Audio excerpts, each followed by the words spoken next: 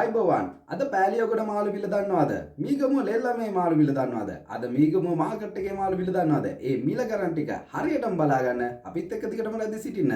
අද 2026 අප්‍රේල් 27 සඳහා දිනේ මාළු මිල ගණන් කොහොමද වාර්තා වුනේ කියලා බලමු.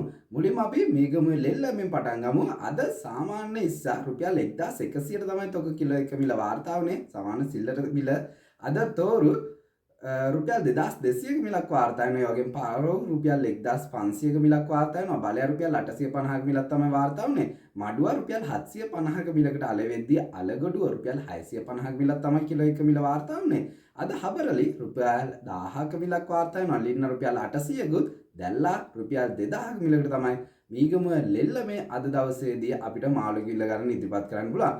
ඊළඟට බලමු අද පෑලියගොඩ ආර්ථික මධ්‍යස්ථානයේ තොග මාළු කිලෝ එක මිල ගණන්. කෙලවල රුපියල් 1700කුත් තලපත් රුපියල් 1700ක මිලකුත් බලය රුපියල් 1100ක මිලකුත් වාර්තා වෙද්දී පරෝ රුපියල් 1300ක මිලක් වාර්තා වෙනවා. ඒ වගේම සාලය රුපියල් 700ක මිලක් වාර්තා වෙද්දී අද ලින්න රුපියල් 1000ක මිලකට තමයි අලෙවි වෙලා තියෙන්නේ. අපි ඊළඟට බලමු මීගමුව මාකට් එකේ තොග මාළු මිල ගණන් කොහොමද වාර්තා වුනේ කියලා. කෙලවල රුපියල් 1730ක් මිල වාර්තා වෙද්දී තලපත් රුපියල් 1960ක මිලක් තමයි වාර්තා වුනේ.